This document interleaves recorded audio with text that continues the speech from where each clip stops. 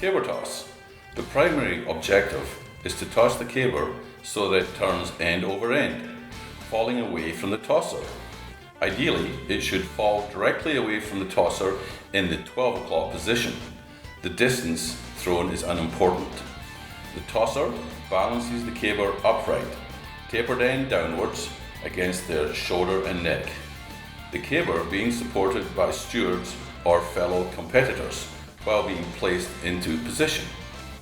The tosser then crouches, sliding their interlocked hands down the caber and under the rounded base, and lifts it in their cupped hands.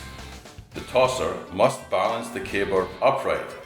This is not easy, with a heavier end at the top, and the less experienced tossers may be unable to stop the caber falling to one side after lifting it.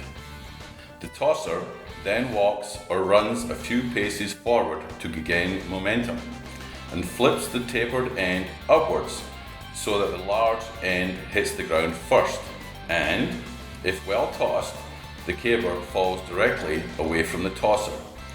Weight and strength are essential for success, but technique is very important for balancing the caber when lifting it and flipping up the held tapered end to promote a clean toss.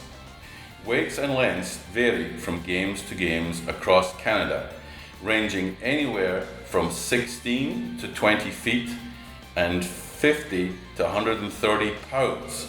Our very own Matt RELING is the Canadian Amateur Caber Tosser Champion 2019. I started competing at the end of the 2014 season in the Scottish Pavilion Games and instantly was hooked. Driven to succeed, I had started training in the off-season and attending every games that I could get into over the summer. At the end of 2017, I broke into the top 40 with the help of former pro athlete Mark Morin and training partner Jason McDonald. Emphasis on a strong technique was key to breaking 2 Canadian lightweight records in a single game in 2017. The following year, moving up to the AM class, I still made progress despite being the smallest competitor in the class 90% of the time. At the beginning of 2019 season, a hip spine injury had slowed progress. With a great team of sport injury doctors, I have managed to qualify for the IHGF Canadian Amateur Championship in Toronto to place 5th in Canada and win the caber event. Weight for distance, also known as the weight throw event. There are actually 2 separate events, one using a light 28 pound for men and 14 pound for women, and the other a heavy 56 pound for men, 42 pound for masters men, and 28 pound for women. The weights are made of metal and have a handle attached by means of a chain. The implement is thrown with one hand using any technique.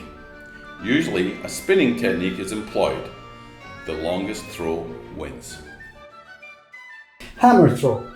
This event is similar to the hammer throw as seen in modern day track and field competitions, although with some differences.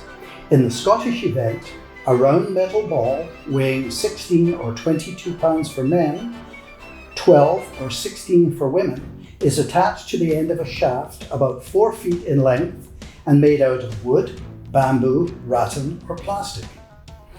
With the feet in a fixed position, the hammer is whirled above one's head and thrown for distance over the shoulder.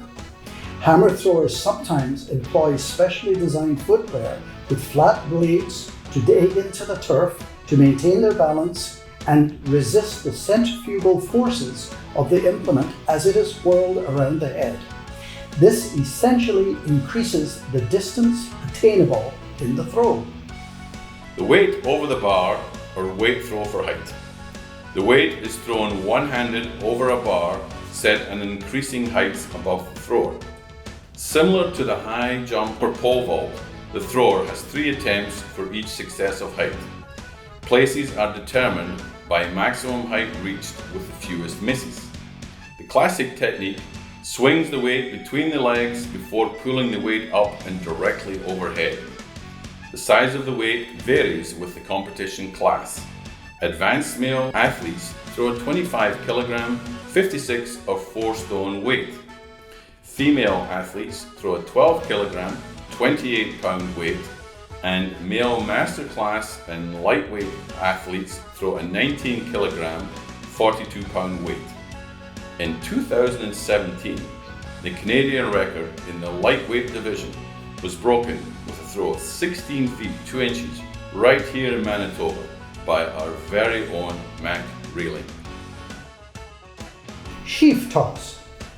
A bundle of straw or baling twine, known as the sheaf, weighing in 20 pounds for men, 18 pounds for amateur masters, and 10 pounds for the women, is wrapped in a burlap bag and is tossed vertically with a pitchfork over a raised bar, such like that used in pole vaulting. A height of 25 plus feet in a respective class is very respectable. Each athlete is given 3 attempts at each height. Fail 3 in a row and it's off to the pub. Within the last 5 years, 2 Canadian records were set here in the province of Manitoba. Stone put. The stone put is the precursor to the modern Olympic event of shot put. The event is split into 2 events, each with a different weighted stone and different rules set.